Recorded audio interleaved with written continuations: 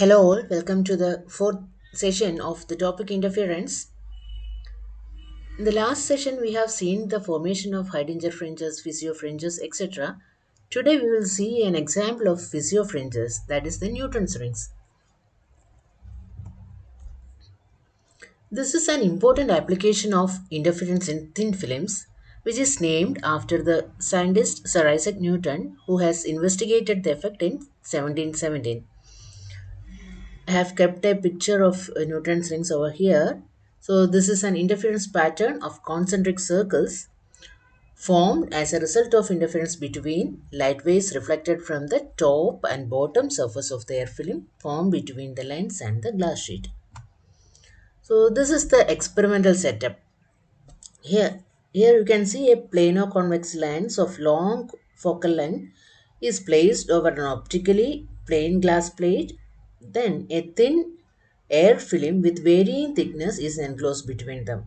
You can see the thickness of the air film is 0 at the point of contact and gradually increases outward from the point of contact. When this air film is illuminated by a monochromatic light, normally alternate bright and dark concentric circular rings are formed with a dark spot at the center. You can see in this picture.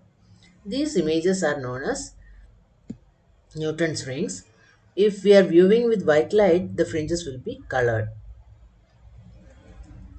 Now let us discuss the experimental setup in detail. Here we have a monochromatic source of light S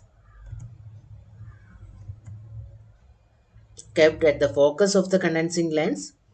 The parallel beam of light emerging from the lens falls on the glass plate, which is kept at an angle 45 degree.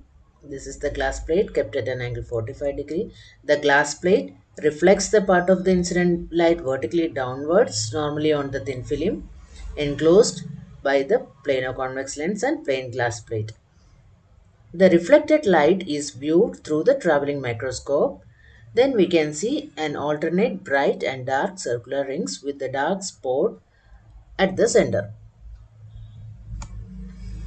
Now let's see how the rings are formed.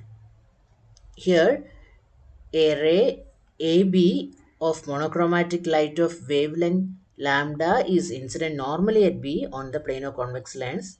It suffers partial reflection through BE and partial transmission through BC on the convex surface.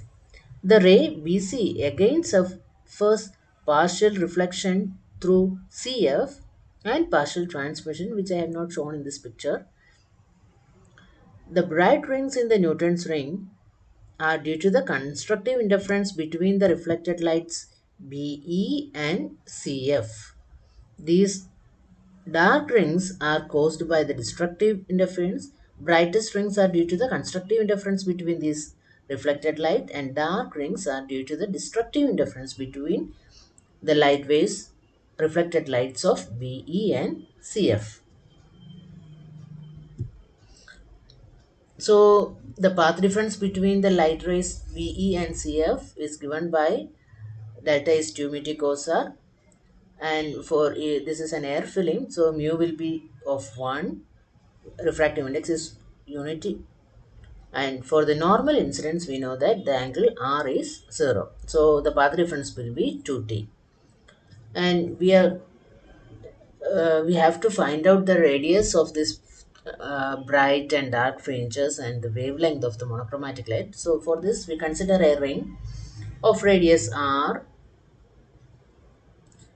ring of radius r due to the thickness t of the air film. So here capital R is the radius of the circle, O is the center of the circle, AC is the diameter,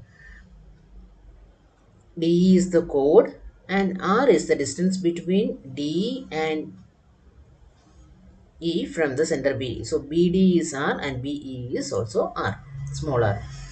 And D is the thickness, height between the chord of the circle and plane glass plate.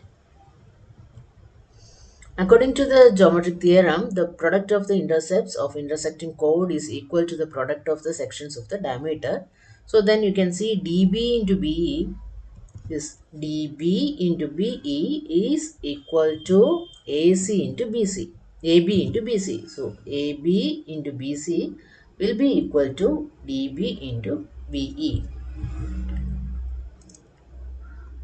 So what is DB? DB is the smaller radius of the ring.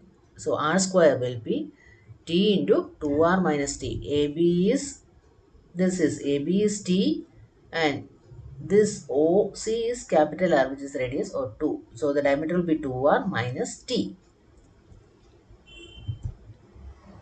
So as T is very small, the thickness is very small, the term with T square will be neglected. So R square will be 2RT, or 2T is will be R small r square by capital R, which is equal to T square by 4R. And now let's see what is the condition for dark and bright fringes. If M the dark ring is formed through E, the condition for the formation of dark ring is 2T is equal to M lambda. We have seen in the case of interference in thin films. So from our equation, R square is equal to R square is equal to 2RT. So this will be 2T is equal to M lambda, MR lambda, which is the radius of the mth dark ring.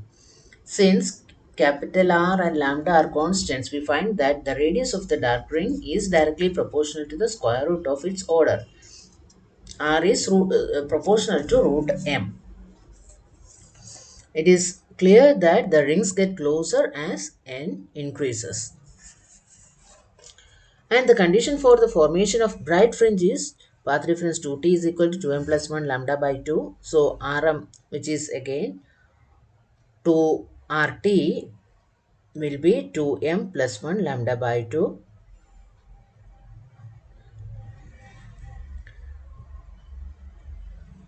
So this is the condition for the dark and bright fringes. Now let us see what are the applications of these Newton's rings. The main application is we can find the wavelength of the monochromatic light. If the wavelength is unknown, we can find out the wavelength using this experimental setup. That is, we have radius of the nth dark ring as nr lambda and n plus mth dark ring as n plus m r lambda. So if we subtract r n plus 1 square minus r n square will be m r lambda. So the lambda will be r square n plus m minus r n square divided by m r. So if we know the radius of the n plus mth ring, or suppose the second and fourth ring are dark rings, we can say that we can find the, knowing the radius of the second and fourth ring, we can find the wavelength, that is square of the radius fourth ring minus square of the radius of the second ring divided by the order, that is 2r. So if we know Rn plus m and Rn and capital R, we can find the wavelength of monochromatic light. Another application is that we can find out the refractive index of the liquid. So using Newton's rings experiment, we can find the new refractive index of the liquid.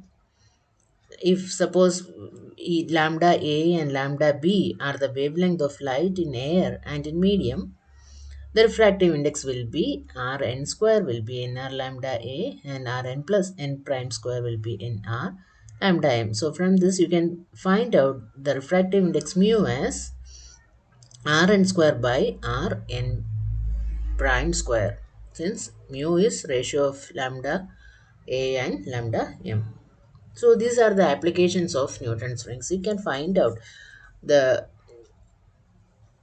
unknown wavelength of a monochromatic light or the refractive index of the liquid with an experimental setup with a plane of by forming a wedge-shaped air film, and the light is illuminated with that film. And upon receiving the interference fringes or circular interference pattern, we can find out the unknown wavelength and refractive index, etc. So thank you.